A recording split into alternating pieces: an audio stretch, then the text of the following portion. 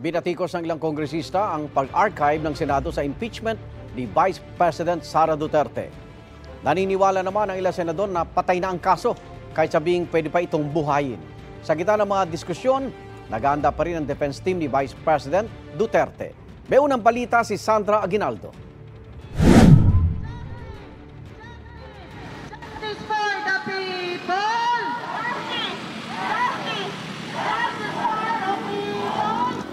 Protesta ang isinalubong ng iba't ibang grupo.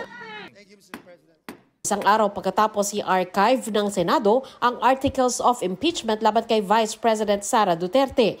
19 na senador ang bumoto pabor dito, kabilang si Senate President Cheese Escudero. Let history, Mr. President, record that in this moment, we chose the Constitution, we chose the rule of law by defending the integrity of the Supreme Court and maintaining the system of checks and balances under our Republican system of government. To the House of Representatives, I say, do not allow yourselves to be used for the blind hatred and ambition of a few who did things haphazardly, gravely abused their discretion, and violated due process rights under the Constitution. The Senate is not your playground. 4 naman ang hindi pumabor na i-archive ito, sina Senate Minority Leader Tito Soto, Senadora Riza Ontiveros at mga miyembro ng mayorya na sina Senador Kiko Pangilinan at Senador Bam Aquino. Nag-abstain naman si Senador Panfilo Lacson. In-archive ito ng Senado alinsunod sa ruling ng Korte Suprema na null and void ang Articles of Impeachment sa simula pa lamang dahil labag ito sa 1-year bar rule at may mga hindi nasunod sa proseso ng Kamara. Ano nga bang ibig sabihin kapag sinabing ng archive ang Articles of Impeachment? Ayon sa ilang senador, para itong itinabi na pwedeng ilabas o buhayin muli. Pero para naman sa iba, mistulang patay na ang impeachment. I know for a fact, once it is archived, it is dead. Yes, it's dead, but it's not really buried. But yes, it's dead.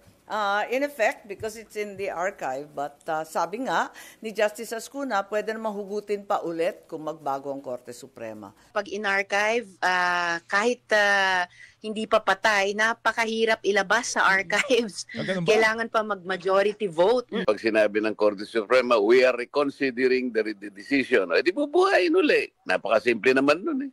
Ang pag-archive ng Senado sa Articles of Impeachment, binatikos ng ilang kongresista. Hindi po ibig sabihin dahil immediately executory, final na.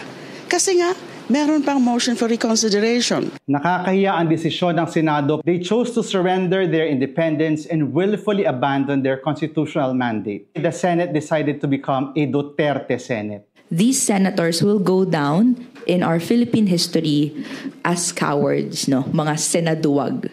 Tinawag naman ni House Speaker Martin Romualdez na paglilibing ang naging hakbang ng senador. Hindi raw ang paghahain ng impeachment ang minadali, kundi ang paglilibing nito. Ayon kay Romualdez, aktibo pa ang kaso at hiningan pa ng korte ang mga respondent na kanilang tugon sa motion for reconsideration na inihain ng Kamara. Pagpuna pa ni Romualdez, binato raw sila ng mga personal na pag-atake at akusasyon at pangmamaliit sa kanilang constitutional duty para palabasing paglalaro lang ito sa kapangyarihan. Hindi lang daw ito unfair, kundi mapanganib din dahil pinahihina nito ang tiwala ng publiko sa checks and balances sa isang demokrasya.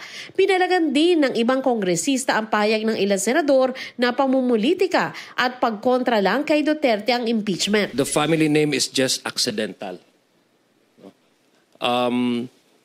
Alam po natin yan at kailangan po as public officers, we need to make ourselves accountable. Ano nga ba ang susunod na hakbang ng Kamara? Antayin po muna natin ang resulta ng MR.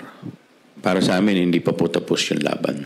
Tuloy rin daw ang paghahanda ng kampo ng bise. Kinahanglan pangandaman ang tanan na posibleng mahitabo. So possibly, wala takibalo, 2026, 2027, 2028, na ay mga mag-file na po o impeachment. That will be another opportunity to answer.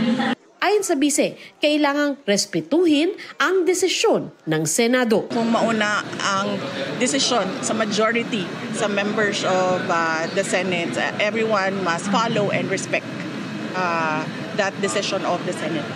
Ito ang unang balita. Sandra Aguinaldo para sa GMA Integrated News.